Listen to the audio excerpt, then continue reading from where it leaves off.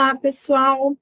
Boa noite, bom dia ou boa tarde para você que está aí do outro lado da telinha, em qualquer lugar do Brasil ou do mundo. O meu nome é Josiane Félix, eu sou engenheira de produção, atuo na área há mais de 8 anos e eu estou aqui para ministrar para vocês o curso de Administração, Fiscalização e Diligenciamento de Obras de Engenharia.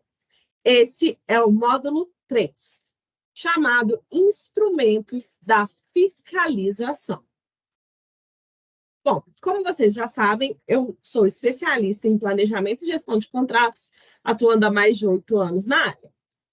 Minha especialidade varia desde ali de planejamento, fiscalização, gerenciamento de contratos, pleitos, medições, melhorias, kaizens, PDCAs, implementação de soluções tecnológicas para ganho de performance e redução de custos. Eu já passei por diversos setores, mineração, siderurgia, grandes grupos de ensino, já passei por grandes grupos da área financeira e hoje estou de volta na mineração em projetos que envolvem comunidades. Dentro desse módulo, nós vamos tratar de alguns assuntos, sendo eles documentação contratual, relatórios de acompanhamento, medições de serviços, inspeções técnicas, controles de qualidade, registros de não conformidade, atestados e certificados e as famosas vistorias finais. Bom, uma introdução primeiro para vocês, né? No contexto, assim, da administração, fiscalização e diligenciamento de obras de engenharia, são utilizados diversos instrumentos para garantir o cumprimento das normas técnicas, a qualidade dos serviços e o controle adequado da execução da obra. A partir de agora, nós vamos conhecer alguns dos principais instrumentos de fiscalização e os mais comuns. Primeiro, nós vamos falar sobre a documentação contratual. A documentação contratual é um dos instrumentos mais importantes na gestão de obras de engenharia, que é o documento legal que formaliza, de fato, os termos e as condições acordadas entre as partes envolvidas no projeto. Ela abrange diversos aspectos essenciais para o bom andamento da obra, garantindo a transparência, a segurança jurídica, a clareza das responsabilidades de todos os envolvidos. Antes de eu falar especificamente sobre a documentação contratual em si, eu gostaria de trazer aqui uma observação. É de extrema importância no ato da licitação, antes mesmo, né, que as empresas conheçam qual é o escopo da atividade que elas vão propor, as propostas técnicas e comerciais, que o setor técnico e o setor de suprimentos tenham uma sinergia. Por quê?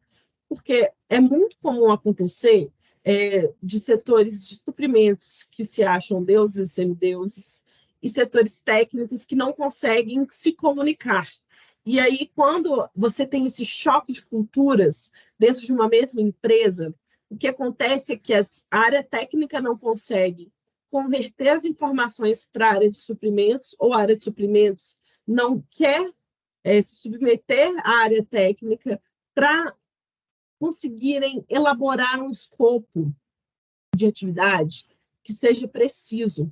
E aí, durante a implementação do contrato, a área técnica acaba sofrendo muito e a área de suprimentos acaba tendo que fazer muitos pleitos, muitos aditivos de contratos, muitos ajustes, porque isso não houve essa conversa antes. Porque por mais que a área técnica valide as propostas técnicas apresentadas pela empresa, se o escopo de contrato não for bem definido e essa conversa entre os setores da empresa não existirem, essa sinergia pode causar dores de cabeças gigantescas, que quando as empresas vão implementar os contratos, iniciar as obras, até que tudo se ajuste, acaba causando um atraso no cronograma gigantesco.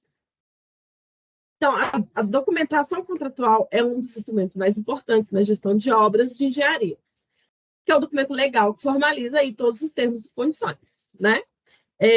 Para a gente ter segurança jurídica e clareza das responsabilidades de todos os envolvidos. Só recapitulando aquilo que a gente já conversou. Então, o primeiro item são as cláusulas contratuais. As cláusulas contratuais são as disposições que estabelecem os direitos, deveres e obrigações das partes envolvidas na obra.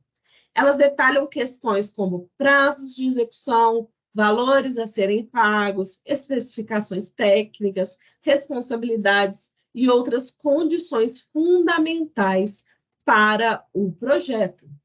As especificações técnicas. As especificações técnicas são detalhamentos técnicos sobre os materiais a serem utilizados, os métodos construtivos, os padrões de qualidade esperados, entre outros aspectos relevantes para a execução da obra. Essas especificações ajudam a garantir que a obra seja realizada de acordo com os padrões de qualidade e segurança requeridos. Cronograma físico-financeiro. O cronograma físico-financeiro é uma representação gráfica e detalhada das atividades e etapas do projeto, com a respectiva previsão de desembolso financeiro. Ele é essencial para o acompanhamento do progresso da obra e para a gestão dos recursos financeiros envolvidos. Orçamento. Orçamento é a estimativa detalhada dos custos envolvidos na obra, incluindo materiais, mão de obra, equipamentos e outros itens necessários para a execução do projeto. É uma ferramenta importante para o controle dos gastos e a previsão de recursos necessários ao longo do empreendimento. Responsabilidades das partes. A documentação contratual também deve estabelecer as responsabilidades de cada parte envolvida no projeto, como o contratante, o empreiteiro, o engenheiro responsável, entre outros. Essas responsabilidades devem estar claras para evitar conflitos e assegurar o cumprimento, das obrigações de cada um. Uma aguinha para hidratar. Continuando. A documentação contratual é essencial para o controle e a gestão adequada da obra, pois permite que as partes estejam alinhadas com os objetivos, prazos e custos do projeto. Ela serve como referência durante toda a execução, garantindo que a obra seja realizada de acordo com as normas técnicas, as regulamentações governamentais, as expectativas estabelecidas entre as partes. Além disso, em casos de eventuais disputas ou problemas durante a execução, a documentação contratual pode servir como base para a resolução de conflitos e a proteção dos direitos e interesses de partes envolvidas.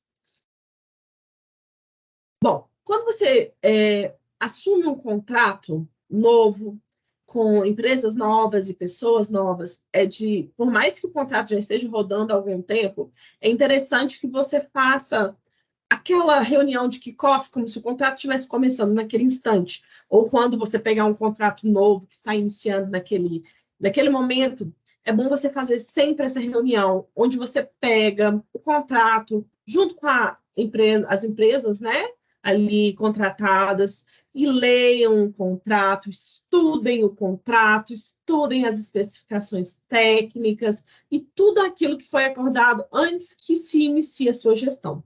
Você precisa conhecer o seu contrato de cabo a rabo, você precisa entender. É claro que você vai usar o documento como base sempre que você precisar de consulta, mas você precisa ter uma noção básica do que você tem previsto em contrato. Pelo menos o básico ali na sua cabeça. E sempre, sempre, sempre use o documento como referência. Sempre que você tiver qualquer dúvida, volte ao contrato, leia o contrato. Por mais que a gente atue em uma área muito dinâmica, de obra, de cronograma, de planejamento, né, de execução, que nós que somos das áreas de exatas, né, temos esse dinamismo nas nossas atividades, é de extrema importância que nós tenhamos a paciência de sentar e estudar o contrato. É chato? Muito chato, mas de extrema importância. Você precisa saber o que o contrato que você gere diz. Você precisa entender quais são as cláusulas contratuais que o seu contrato tem. Você precisa entender como funciona a sua QQP, seu BDI, né? Para quem não conhece esses termos, né? São as planilhas que nós usamos como base para as nossas medições, as planilhas que a empresa propôs com os preços, com as quantidades, né? E você precisa avaliar se houve também alguma mudança significativa que possa fazer com que seu escopo de contrato venha sofrer modificações. Então, se você tem um escopo de contrato de tantas equipes e durante o passar do tempo, a sua demanda de serviço começar a aumentar e as suas equipes passam a ser tanto vezes X, você precisa avaliar toda a sua equipe de gestão, de segurança do trabalho, de inspeção, de fiscalização, para ver se está condizente com o aumento, porque tudo isso precisa ser analisado contratualmente para que a gente evite pleitos. A gente precisa prever todos esses aumentos antes mesmo de que as empresas pleiteiem novos valores. Você que é gestor contratual precisa ter a visão holística. De novo, né? Voltando na visão holística. Precisa ver como um todo. E se você não conhecer o contrato, você não vai conseguir ter a visão do todo. Então, conheçam os seus contratos, conheçam suas especificações técnicas, tenham isso na ponta da língua. É de suma importância. Bom, vamos falar um pouquinho agora de relatórios de acompanhamento. Os relatórios de acompanhamento são instrumentos essenciais para monitorar e registrar o progresso da obra ao longo de sua execução.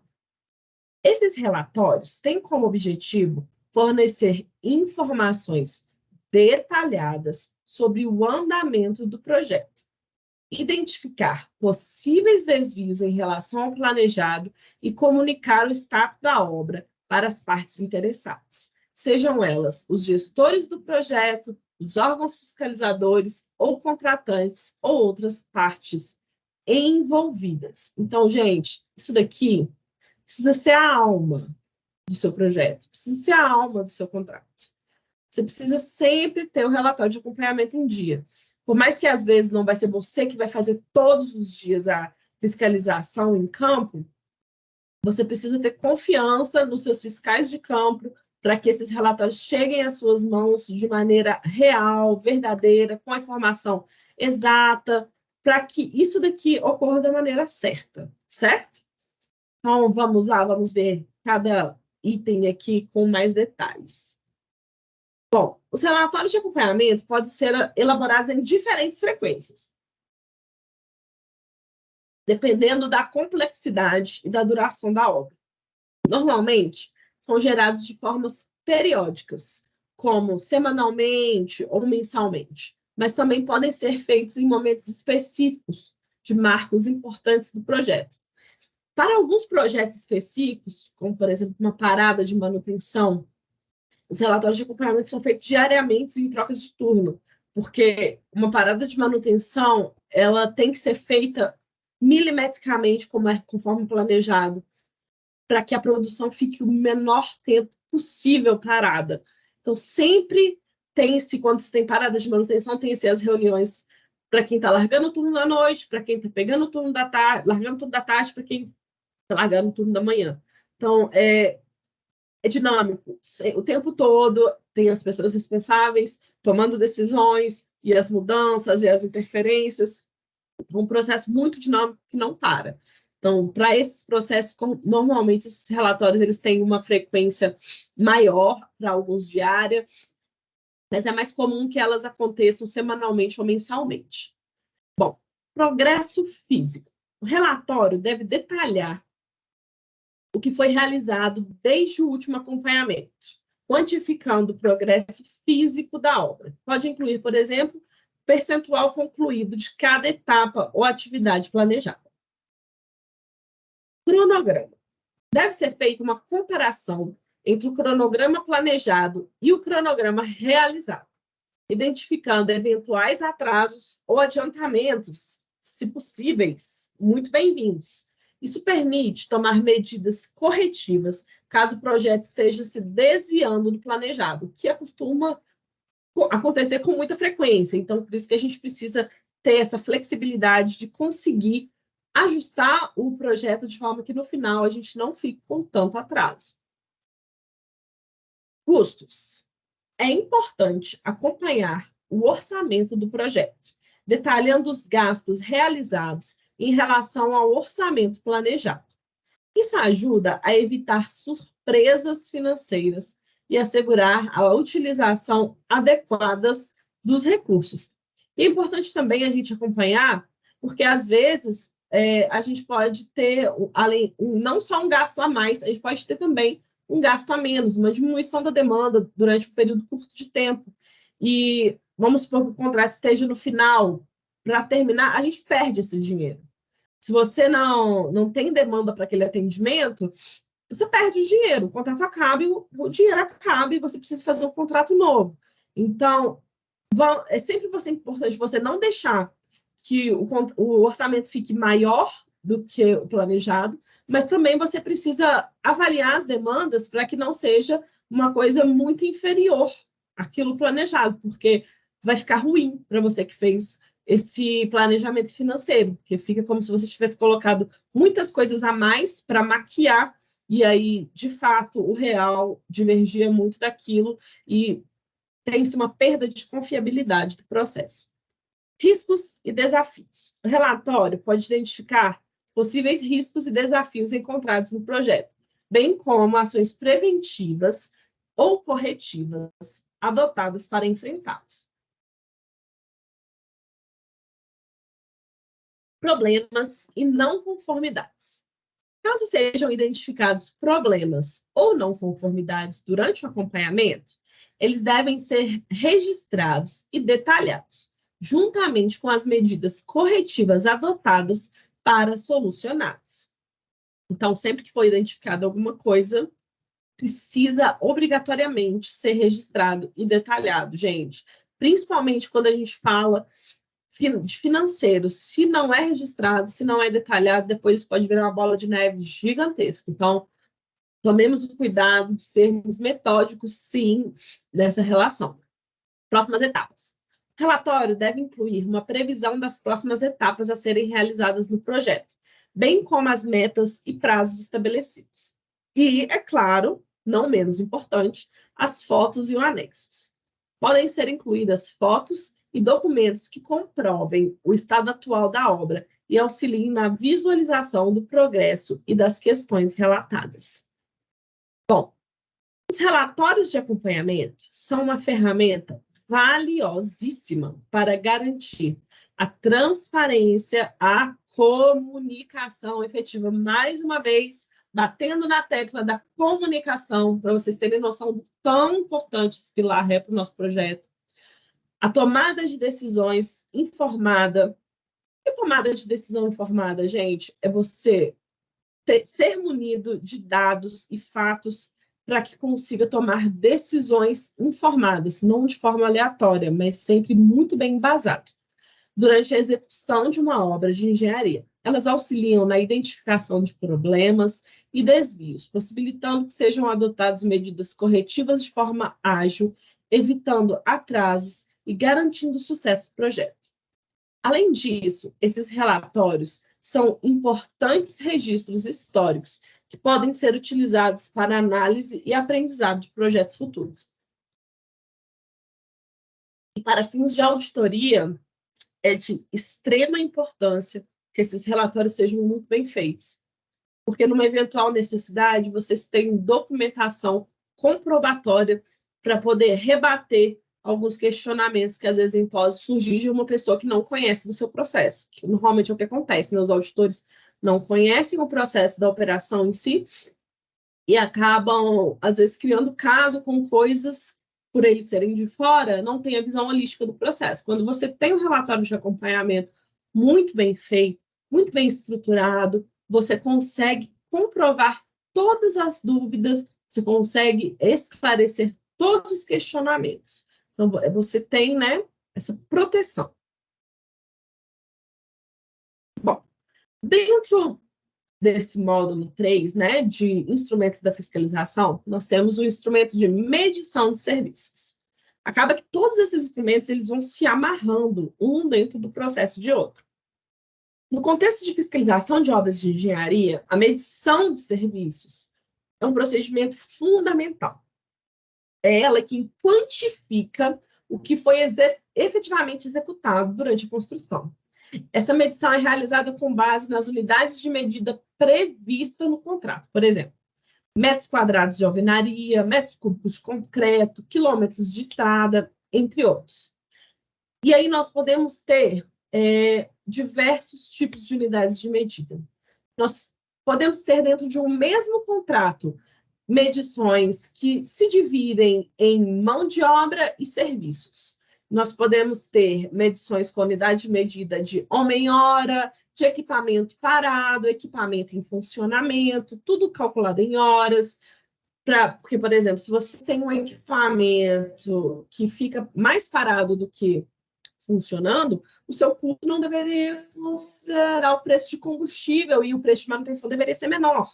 Então, quando você tem equipamentos que eles têm tempo parados de disponibilidade para você quando você precisar, e eles têm o tempo de efetivo trabalhado, você tem essas duas medições. Medição de tempo trabalhado e medição de tempo parado. Quando você fala de obra, normalmente as obras têm a medição da mão de obra separada da medição da obra em si concluída. Então, são diversas definições de unidades de medida que podem ser trabalhadas dentro de um mesmo projeto. Por exemplo, quando você fala de controle de qualidade da água, né, você tem um projeto ali onde a medição é feita equipamentos, mão de obra e cada parâmetro realizado gera um valor a ser cobrado. Então, imagina, se são milhões de parâmetros feitos durante um ano, vão ser milhões de valores separados a serem cobrados, milhões de números de cadastros separados a serem registrados dentro do nosso sistema de suprimentos para poder eles serem cobrados posteriormente. Então, assim, a definição da unidade de medida é de extrema importância para o acompanhamento do projeto como um todo, né? Vamos falar um pouquinho mais sobre a unidade de medida com vocês agora. No início da obra, as unidades de medida para cada atividade material a ser utilizado são estabelecidas no contrato ou no projeto. Essas unidades são padronizadas e acordadas entre as partes envolvidas, o que não quer dizer que não possa ser alterado durante o decorrer do processo. Se ambas as partes entenderem que a unidade de medida e a forma de medição é melhor ser feita de outra maneira, para poder a gente ter um controle melhor de todo o processo, é possível de ter um aditivo de contrato onde se trate desse assunto. É super possível realizar isso, tá, gente? Então, assim, não, nada é engessado. Se existe uma melhoria no processo que possa trazer, de fato, algo interessante e de ganho para o projeto, é, de fato, apresentável. Você já cria um A3, que é uma ferramenta de Kaizen que a gente tem, onde você apresenta as condições atuais e as condições propostas, qual vai ser a ferramenta, onde vai ser alterado, o que isso vai trazer como melhoria, e normalmente isso é aprovado. Se você consegue apresentar suas ideias de maneira estruturada, não tem por que as suas ideias não serem aprovadas. Bom, os registros diários. Os profissionais responsáveis pela medição acompanham diariamente o progresso da obra e registram as atividades realizadas, as quantidades de materiais utilizados e outros dados relevantes. Elaboração de medições periódicas. Em intervalos determinados, geralmente semanais ou mensais, as medições são compiladas com base nos registros diários, os tais RDOs, né, Registro Diário de Obra, né, tem os lugares que são chamados de maneira diferente, e nas especificações do contrato.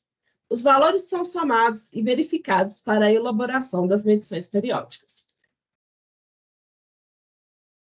E aí, uma vez que os registros são feitos, os fiscais assinam os registros, as pessoas responsáveis elaboram as medições, em um trabalho um pouquinho complicado e difícil, que é a verificação e aprovação. As medições periódicas são submetidas à verificação e aprovação pelas partes interessadas, como os gestores do projeto, os contratantes e os órgãos fiscalizadores.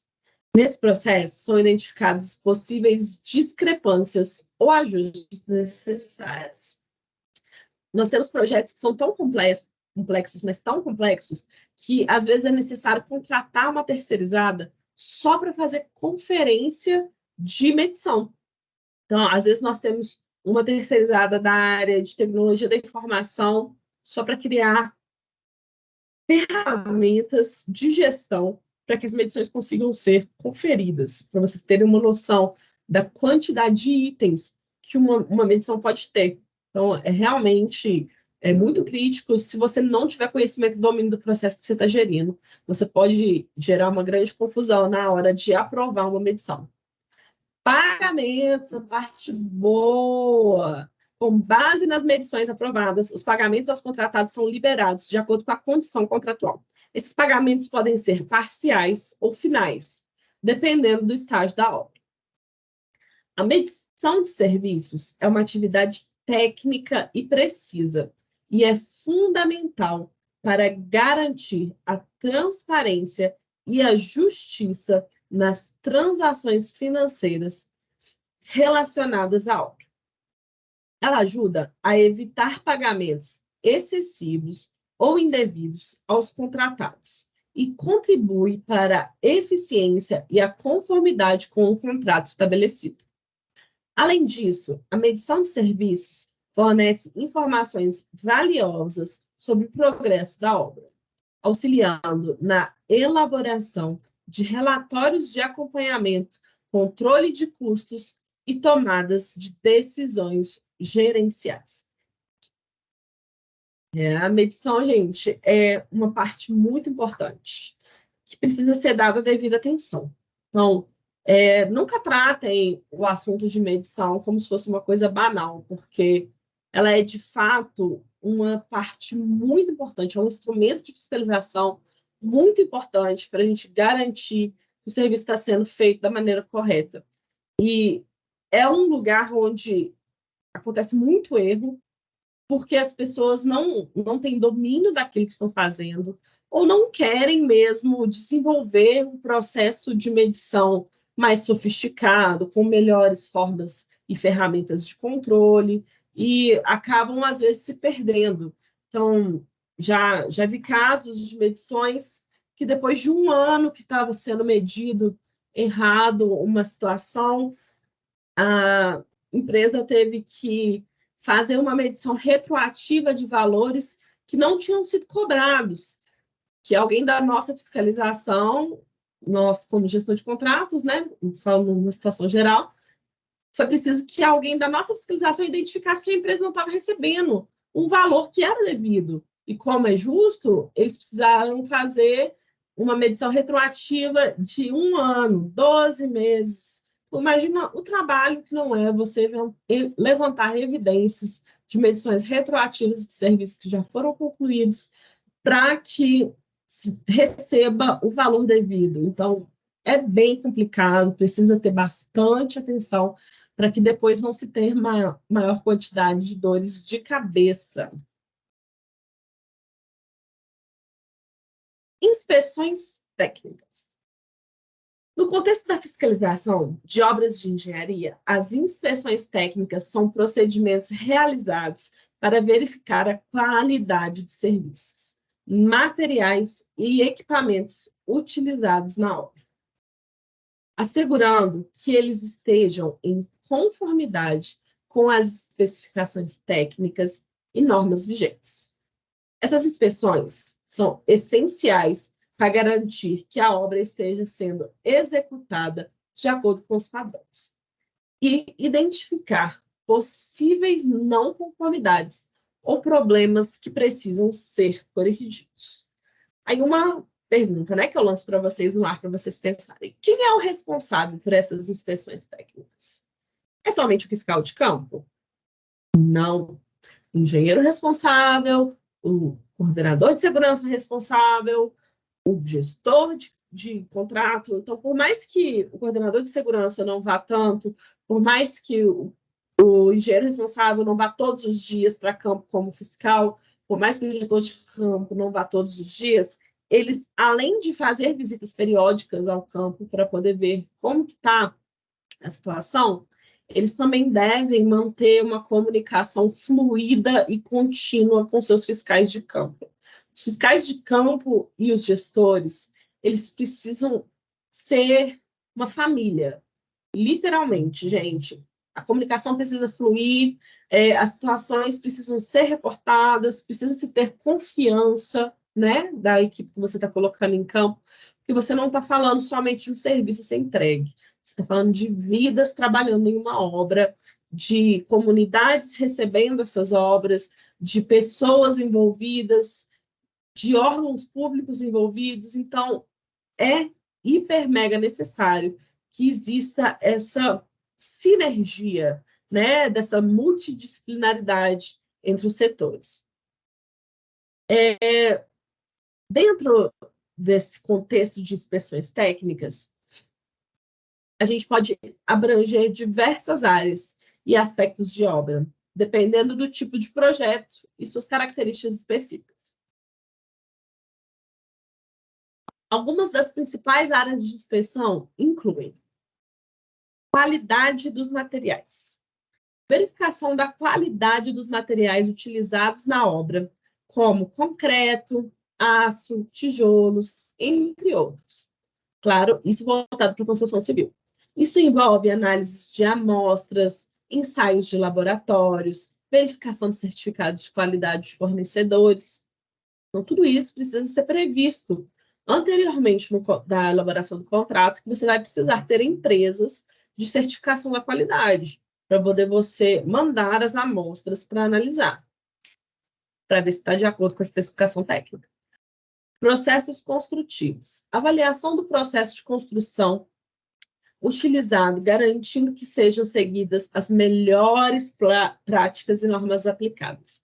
Isso pode incluir a verificação das técnicas de concretagem, alvenaria, instalações elétricas e hidráulicas, entre outros. Controle dimensional. Verificação das dimensões e alinhamento da obra para garantir que estão de acordo com o projeto e as especificações técnicas. Segurança. Avaliação das condições de segurança na obra, incluindo o uso correto de equipamentos de proteção individual, os famosos EPIs, e sinalização adequada, a prevenção de quedas e outras medidas de segurança. Acabamento final. Inspeção do acabamento final da obra, verificando se está de acordo com os padrões de qualidade estabelecidos. E, além disso, eu também inseriria por conta própria a inspeção da comunidade, de andar pela comunidade, conversar com a comunidade, saber se está tudo ok, se existe algum impacto que está sendo realizado, porque às vezes a gente fica tão focado na atividade em si que a gente não pensa no próximo, né? Então, a gente precisa conhecer a comunidade de perto, ter um relacionamento com a comunidade, para a gente saber se a nossa obra está causando algum impacto, que seja somente um impacto sonoro, ou impacto de poeira, alguma coisa que possa ser realizado, alguma atividade para contenção. Por exemplo, se a gente tem uma obra que causa poeira, precisa ter um sistema de contenção de suspensão, precisa ter uma aspersão de vias próximo. Então, tudo a gente precisa levar em consideração. As inspeções técnicas são realizadas por profissionais qualificados e experientes, bem como engenheiros civis, arquitetos ou técnicos especializados em cada área.